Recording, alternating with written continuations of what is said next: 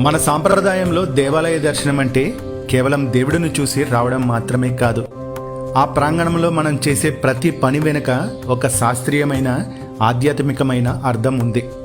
అందులో ముఖ్యమైనది ప్రదక్షిణ. చాలామంది భక్తులు ఏ గుడికి వెళ్ళినా సాధారణంగా 3 ప్రదక్షిణలు చేస్తూ ఉంటారు. కానీ మీకు తెలుసా, శాస్త్రాల ప్రకారం ఒక్కో దేవతకు ఒక్కో ప్రత్యేక సంఖ్యలో ప్రదక్షిణలు చేయాలి. అలా చేస్తేనే ఆ దేవుడి అనుగ్రహం మనకు సంపూర్ణంగా లభిస్తుంది. మరి ఏ దేవుడికి ఎన్ని ప్రదక్షిణలు చేయాలో ఇప్పుడు తెలుసుకుందాం. ప్రదక్షిణ. ప్ర అంటే పాపాల వినాశనం, ద అంటే కోరికల నెరవేర్పు, క్షి అంటే జన్మరాహిత్యం, నా అంటే జ్ఞానోదయం. అంటే మనలోని అహంకారాన్ని దేవుడి పాదాల చెంత వదిలేసి ఆయనను కేంద్రంగా చేసుకుని తిరగడమే ప్రదక్షిణ. మనం చేసే 3 ప్రదక్షిణలు మనలోని 3 గుణాలకు సంకేతం. అవే సత్వ, రజ, తమ. ఈ 3 గుణాలను సమతుల్యం చేసుకుంటూ కాయ, వాచ, మనస భగవంతుడికి శరణాగతి చెందడమే దీని అంతరార్థం. ముందుగా వినాయకుడు. మన విఘ్ననాయకుడు గణపతికి ఒక ప్రదక్షిణ చేస్తే సరిపోతుంది.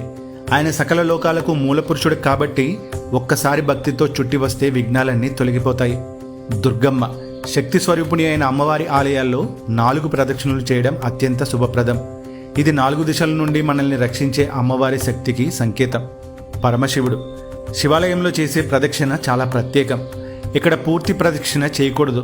అభిషేకం జలం వెళ్ళే సోమసూత్రాన్ని దాటకుండా చేసే సగం ప్రదక్షిణ మాత్రమే చేయాలి.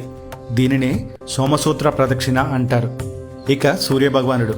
ఆరోగ్య ప్రదాత అయిన సూర్యభగవానుడికి 7 ప్రదక్షిణలు చేయాలి. ఇది సప్తవర్ణాలు, సప్తలోకాలకు ప్రతీక.